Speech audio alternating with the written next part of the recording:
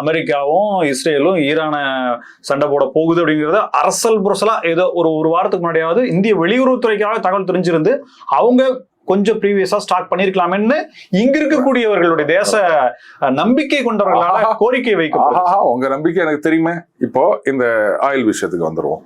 இப்போ ஆயில்ல எந்த பிரச்சனையும் கிடையாது.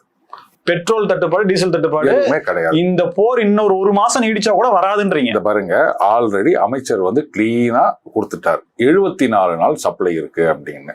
உடனே இங்க இருக்கிற சில மேதாவிகள் 74ன்னு சொன்னீங்க, இதுல 28 தானே போட்டுக்குது அப்படின்னு. பாருங்க ராம்ஸ், இந்த ஸ்டோரேஜ் அப்படின்றது எப்படின்னா, இந்த க்ரூட் ஆயில் அதை வாங்கி ரிஃபைனரியில இன்வென்டோரின்னு வச்சிருப்பாங்க. ரிஃபைன் பண்ணி போறது ஒண்ணு, அடுத்தது வரணும்ல சரக்கு, அது கப்பல் வர வரைக்கும் காத்துட்டு இருக்க முடியாது.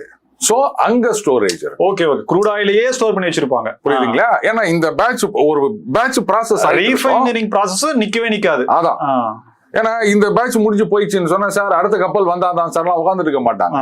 அதெல்லாம் ரெகுலரா அப்படியே ஓடிட்டு இருக்கோம். ரைட்டுங்களா? சோ அந்த ஸ்டாக்.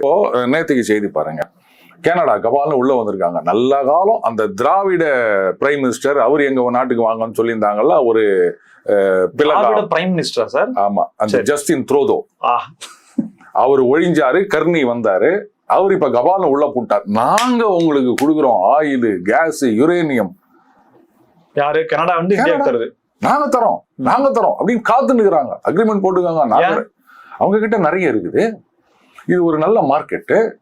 ரெண்டாவது, இந்த கனடா இந்தியா கேட்காம முடிவு பண்றாங்க.